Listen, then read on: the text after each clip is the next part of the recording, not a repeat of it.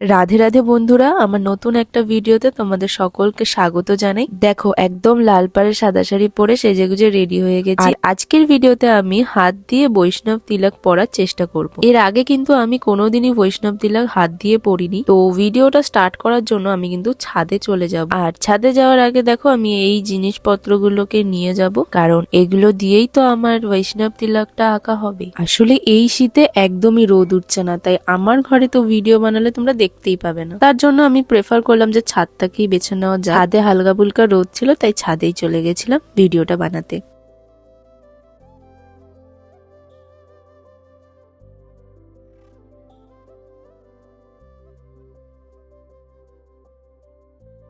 তো ছাদে কিন্তু চলে এসেছি, আর পেছনের জামা কাপড়গুলোকে একটুখানি ইগনোর করে নিও প্লিজ। আর এই সব কিছু নিয়ে কিন্তু আমি বসে পড়বো এখানে। তো চলো, তিলক পরা স্টার্ট করার আগে একটু জামা কাপড়গুলো সরিয়ে নি। ও জামা কাপড় সরানো হয়ে গেছে, এবার সব সেট আপ করে কিন্তু আমি চলে এসেছি আর বসে পড়েছি বৈষ্ণব তিলক পরার জন্য। সবার প্রথমে একটুখানি চুলটাকে ঠিকঠাক করে নি। ভাবছিলাম চুলটা বেঁধে নেবো, কিন্তু চুলে ক্লিপই আনতে ভুলে গেছি। চলো এবার স্টার্ট করা যাক। ফার্স্টেই দেখো আমি কি কি এনেছিলাম। প্রথমেই এনেছিলাম এই গোপী চন্দনটা, যেটা কিন্তু সব থেকে ইম্পর্টেন্ট। আর এই গোপী চন্দনটা আমরা 1 বছর আগে মায়াপুর থেকে এনেছিলাম। আর একটা বাটি এনেছি, এতে জল ঢালা হবে তাই। আর সাথে এই তামার চামচটা আছে। আর নিয়েছি একটা ছোট্ট গ্লাস ভর্তি জল। জলটা কিন্তু শুধু তিলক পরার জন্যই না, আরো অনেক কিছুর জন্য লাগবে। প্রথমেই যে আমার এই সাজুগুজু করা মুখটা থেকে এই টিপটাকে খুলে নিতে হবে। আর টিপটাকে খুলে আমি আমার হাতে রেখে দিই। এবার কিন্তু তিলক পরার জন্য আমি রেডি। তিলক পরার আগে কিন্তু আচমন করতে হয়, আর এটা পুরোটাই কিন্তু আমার মায়ের থেকে শেখা। তো তার জন্য প্রথমেই আমি গ্লাসটা থেকে অল্প একটু জল বাটিটাতে নিয়ে নেব। আর এই চামচটা দিয়ে জল তুলতে সুবিধা হবে।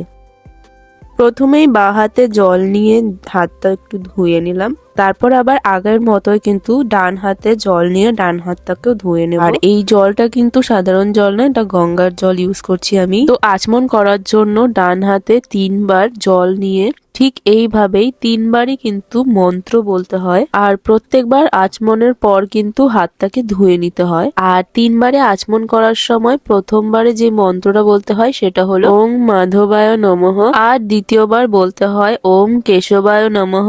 আর তৃতীয়বার বলতে হয় ওম নারায়ণা নমঃ। আর আমিও ঠিক সেইভাবেই মন্ত্রগুলো বলে নিচ্ছিলাম। আর প্রত্যেকবারই আচমন করার পর কিন্তু হাতটাকে ধুয়ে নিচ্ছিলাম। তো আচমন করা হয়ে গেলে এবার আমি আমার বৈষ্ণব তিলকটা পড়তে পারবো। যেহেতু আমি প্রথমবার হাত দিয়ে চেষ্টা করছি, তার জন্য কিন্তু ভুল ত্রুটি হতেই পারে। প্রথমেই বাঁ হাতে অল্প একটু জল নিয়ে নিলাম, আর তার উপরে গোপী চন্দন ঠিক এইভাবে ঘষে নিচ্ছিলাম।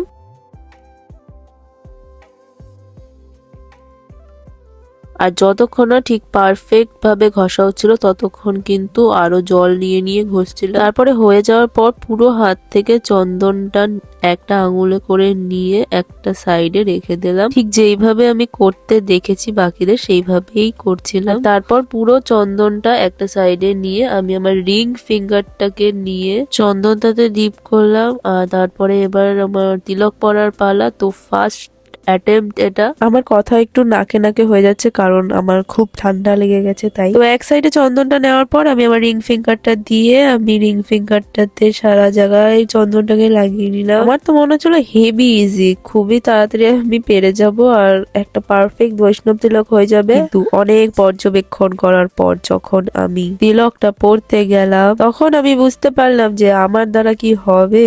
যদিও শেষ অবধি হলো না। তারপর ঠিক এইরকম একটা মুখ নিয়ে আমি নিজেকে দেখছিলাম এটা আমি কি করে ফেললাম। তারপরে তাড়াতাড়ি করে আবার আমি চেষ্টা করতে শুরু করে দিলাম। আবার আগের মতো জল দিয়ে চন্দন ঘষে নিলাম। আর মা বললো এবার একটুখানি চন্দনটাকে একটু জল জল রাখ, কারণ আগের বার খুব গাঢ় করে ফেলেছিলাম। আবার আমি সেম প্রসেসে পুরো চন্দনটাকে হাতের একটা সাইডে নিয়ে লাগিয়ে নিলাম। এইবার আমার সেকেন্ড অ্যাটেম্পটের পালা। সেকেন্ড অ্যাটেম্পটেও কিন্তু আবার আমি সেম ভাবে ফেল হয়ে গেলাম। তারপরে আবার আমার মুখটা ঠিক এরকম হয়ে গেল। তারপরে মা বললো মাঝখানেটুকু একটুখানি মুছে দেখা, হতেও পারে ঠিকঠাক। তাই একটুখানি মুছে দেখলাম, ঠিক হলো না, কারণ আমার মাও কোনোদিনও হাত দিয়ে তিলক পরেনি। এরকম অনেকবার চেষ্টা করার পর কিন্তু আমি পারলাম না। আর তো কি করবো, ভিডিওটা তো পুরো করতে হবে, তাই এই স্ট্যান্ডটা দিয়েই আমি বৈষ্ণব তিলক পরার ট্রাই করলাম। ভিডিওতে আমি পারলাম না তো কি হয়েছে, একদিন না একদিন কিন্তু আমি অনেক চেষ্টা করে পরেই দেখাবো তোমাদেরকে। বাড়িতে অনেক প্র্যাকটিস করব আর লাস্টে তোমাদেরকে কিন্তু ঠিকই দেখাবো কিভাবে আমি হাত দিয়ে বৈষ্ণব তিলক পরি। আসলে স্ট্যান্ড দিয়ে পরাটা কিন্তু খুবই সহজ। আর আমার একটা ভিডিওতে অনেকেরই কোয়েশ্চেন ছিল যে স্ট্যান্ডটা আমি কোথা থেকে নিয়েছি, তো এটাও কিন্তু 1 বছর আগে আমরা যখন মায়াপুর গিয়েছিলাম ওখান থেকেই নেওয়া। তো স্ট্যান্ড দিয়ে যখন পড়লাম একদম পারফেক্ট কিন্তু পড়া হয়ে গেছে। আর তিলক পড়ার সময় বলতে হয় ওম কেশবায় নমঃ। তো চরণ আঁকা হয়ে গেছে, এবার নিচে তুলসী মহারানীকে দেওয়ার পালা। এবার তুলসী মহারানীকে দেওয়ার জন্য আমি আবার রিং ফিঙ্গারটা ইউজ করব। ওটা দিয়েই চরণের নিচে তুলসী মহারানীকে এঁকে নেব। তো তুলসী মহারানীকে দেওয়ার পর কণ্ঠে দিয়ে বলবো ওম গোবিন্দায় নমঃ আর বুকে দিয়ে বলবো ওম মাধবায় নমঃ। এরপর আমি আমার তিলকটাকে একটুখানি শুকিয়ে নেব।